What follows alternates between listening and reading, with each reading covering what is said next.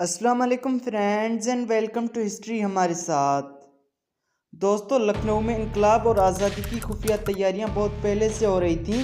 چنانچہ یہاں کی انقلابی جماعت نے کابل کے امیر دوست محمد کو خط لکھا جس میں آنے والے انقلاب کے لیے مدد مانگی گئی تھی۔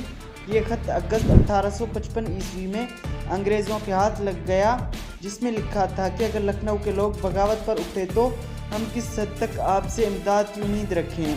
بعض ذرائع سے پتہ چلتا ہے کہ لکھنؤ میں 1856 عیسوی میں خفیہ بھرتی شروع ہو گئی تھی۔ اس بھرتی میں ایک فقیر قادر علی شاہ بہت سرگرم تھا۔ لکھنؤ کا ایک اقتباس ملاحظہ ہو۔ چنانچہ جا بجا متفرق خفیہ بھرتی ہونے لگی، عہد و پیمان کے ساتھ اسم نویسی ہونے لگی۔ عشرے کا روز ٹھہرا، حسب وعدہ لوگوں کے جماؤ ادھر ادھر ہوئے، مگر حکام خبردار تھے، کچھ بننا پڑی تو ارادے سے باز رہے اور منتشر ہو گئے۔ اس اقتباس سے پتہ چلتا ہے کہ 12 محرم 1273 ہجری بمطابق 12 ستمبر 1856 عیسوی کا دن کس شورش اور ہنگامے کے لیے مقرر ہوا تھا۔ اس تمام خفیہ کارروائی میں محمود حسین خان قمیدان اور نواب محسن دولہ وغیرہ شریک تھے۔ تقریباً 12,000 آدمی اس طرح خفیہ بھرتی ہو گئے تھے۔ حکام نے کافی دوڑ شروع کر دی۔ قادر علی شاہ نے اقرار کیا کہ شہر میں بھرتی ہوئی اور 250 آدمی میں نے بھی نوکر رکھے تھے، اور جب محمود حسین خان قمیدان کے مکان کی تلاشی لی گئی تو ہتھیاروں کا ذخیرہ دستیاب ہوا۔ دوستو، اسی زمانے میں وطن کا ایک مرد مجاہد اپنے سر میں آزادی وطن اور حفاظت دین کا سودا لیے ملک میں بے قرار پھر رہا تھا، اور غالباً اکتوبر یا نومبر 1856 عیسوی میں لکھنؤ میں نمودار ہوا۔ معتمد دولہ کی سرائے میں ٹھہرا اور اس کے بعد گھسیاری منڈی کو قیام گاہ بنایا۔ وہ فقیروں کے لباس میں تھا اور سب جانتے ہیں کہ وہ مولانا احمد اللہ شاہ کے سوا اور کون ہو سکتا ہے۔ اسی طرح لکھنؤ میں بھی خفیہ انقلابی کارکن فقیرانہ لباس میں اپنا کام کر رہے تھے اور عوام کو بغاوت کی تلقین کرتے تھے۔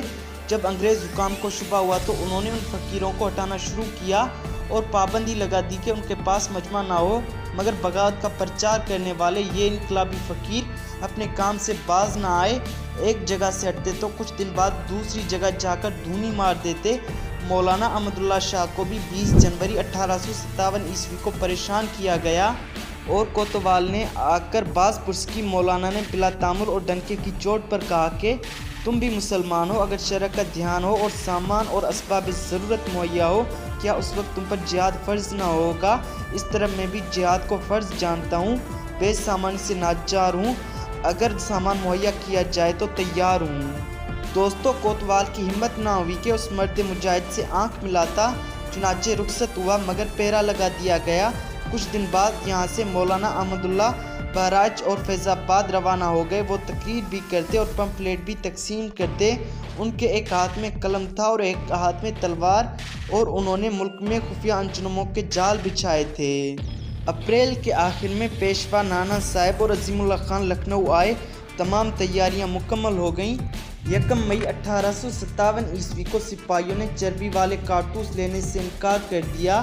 ان میں صوبیدار سرنام سنگھ، جمعدار شیودین، مغل بیگ بھیرون سنگھ اور گلزار خان وغیرہ نے آپس میں مشورہ کر کے بغاوت کی اسکیم بنا لی اور دوسری پلٹونوں کے نام خط روانہ کیے۔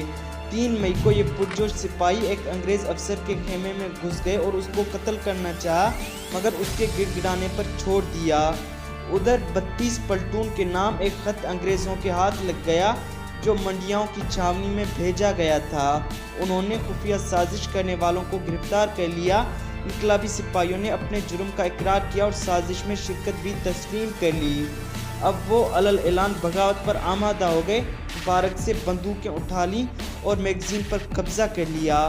4 مئی کو موسیٰ باغ میں تمام فوج کو جمع کیا گیا اور گورا فوج کی سنگینوں اور توپ خانے سے گھیر لیا گیا۔ ہندوستانی فوج محاصرے میں تھی۔ توپوں کی میتابیں روشن کی گئیں تاکہ انقلابی سپاہیوں کو کارتوس استعمال نہ کرنے کی سزا دی جائے۔ یہ دیکھ کر سپاہی جان بچانے کے لیے بھاگنے لگے تو گوروں نے پیچھا کر کے قتل کیا، اور پھر ہر روز سینکڑوں گرفتار ہونے والوں کو پھانسی دی جانے لگی۔ باغی سپاہیوں کو شہر کے مرکزی مقام پر عوام کے سامنے پھانسیاں دی گئیں، اور چند دن کے بعد شہر کی سڑکوں پر باغیانہ اشتہارات پائے گئے۔ दोस्तों फौज की बगावत के ये आसार देखकर अंग्रेज़ों को तशवीश हो गई। आतिश बगावत की शोलाबाज चिंगारियां हथियारों से ना बुझाई जा सकती थीं, लिहाजा दूसरे हरबे इस्तेमाल किए गए। 12 मई 1857 ईस्वी को हेनरी लॉरेंस ने दरबार किया, तकरीर की और इनकलाबियों का इत्तेहाद पारा पारा करने के लिए तासुब और खबासत से मजबूर होकर औरंगजेब, आलमगीर, रंजीत सिंह और हैदर अली पर जानिबदारी और दूसरे मजहब वालों पर जुल्म करने के कमीना इल्ज़ामात लगाए। मगर इत्तेहाद और भाईचारे का वो नशा ऐसा न था जिसको ये तकलीफ उतार देती। फिर भी 30 मई 1857 ईस्वी तक फिजा पुरसुकून रही और अंग्रेज़ रेजिडेंसी में अपनी हिफाजत का इंतज़ाम करने लगे। मौलाना अहमदुल्ला शाह बराबर अपने काम में मसरूफ़ थे। वो 10-10 हज़ार के मजमू में तकरीरें करते और अवाम हैरान होकर सुनती थी।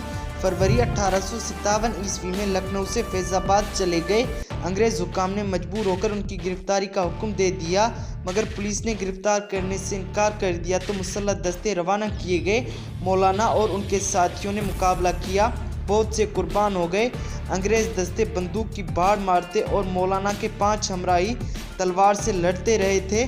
चुनाचे लखनऊ का अखबार तिलस्म ये खबर सुनाकर लिखता है कि मिसल मशहूर तलवार और गोली की लड़ाई किया, 2 से 5 आदमी की सफ आराई किया, जख्मों से चूर हुए, बादाए अजल से मखमूर हुए।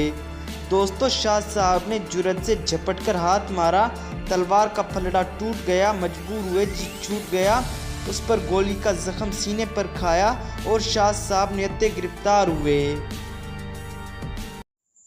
दोस्तों उम्मीद है आज की किस्त आपको पसंद आई होगी। अगर ये किस्त आपको पसंद आई हो तो वीडियो को लाइक और शेयर कर दें और चैनल को सब्सक्राइब कर दें ताकि आने वाली हर किस्त का नोटिफिकेशन आपको बआसानी मिलता रहे। मिलते हैं अगली किस्त में, तब तक अपना बहुत ज़्यादा ख्याल रखिए। अल्लाह हाफिज़।